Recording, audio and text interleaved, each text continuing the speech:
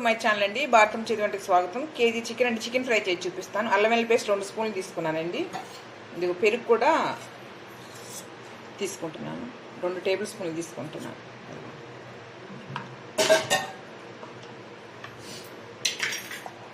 గరం మసాలా పొడి 1 table spoon,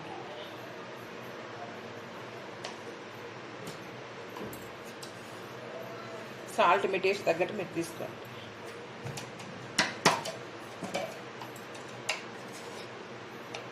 పసుపు 1/2 table spoon తీసుకున్నాను.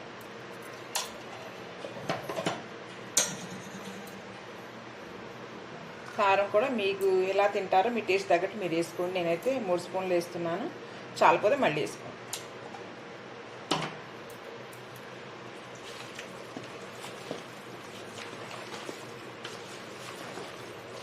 ఒక పావు గంటన నానలో, ఒక అరగంట నానితే బాగుంటుందండి. మీ టైం లేకపోతే ఒక పావు గంట, ఒక 10 నిమిషాలన్నా కనీసం నాననివ్వండి.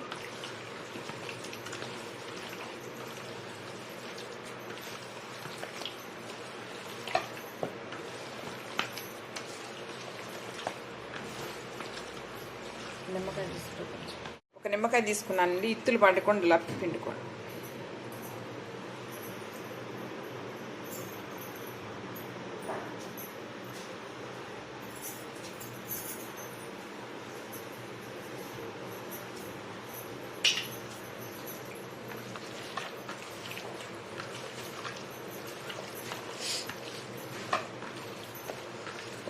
ఒక 20 నిమిషాలన్నా నానితేనండి దీనికి ఇదంతా పట్టి మంచిగా వస్తుంది. దీనికి వదిలేసిద్దాం, ఒక 20 నిమిషాలు వదిలేసి తర్వాత వేసుకుందామండి.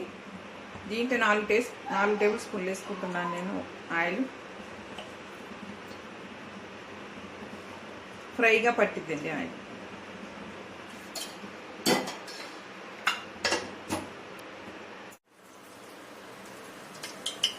2 బిర్యానీ ఆకులు వేసానండి.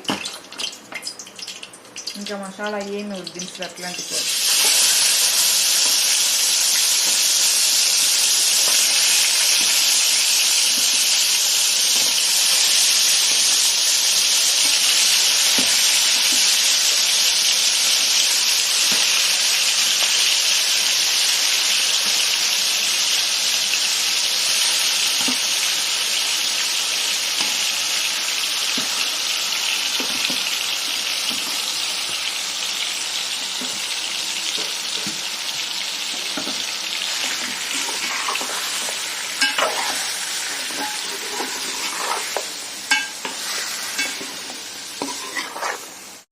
వాటర్ అంతా వచ్చే వరకు సిమ్లో పెట్టి ఉడకనిద్దామండి, తర్వాత హైలో పెట్టుకుందాం.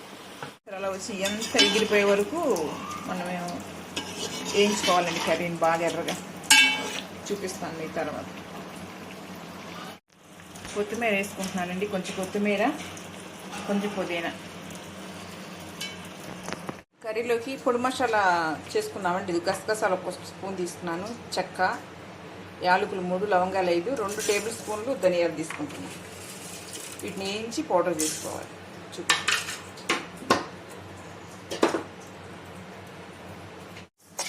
సిమ్లో పెట్టి వేయించుకోండి వీటిని. అదిగోండి మసాలా అయితే ఇలా కలర్ వచ్చి వేగింది, చాలండి. ఇంకా 10 వెల్లుల్లిపాయ డబ్బాలు తీసుకున్నాను, ఇందులో వేసి మిక్స్ చేస్తాను.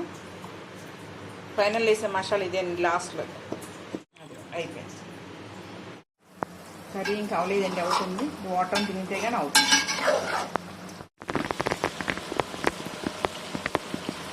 ఇదిగోండి కర్రీ అయిపోయిందండి.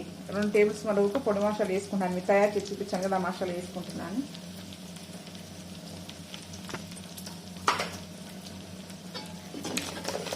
చాలా టేస్టీగా ఉంటుందండి, మంచి స్మెల్ వస్తుంది. ట్రై చేసుకొని చూడండి.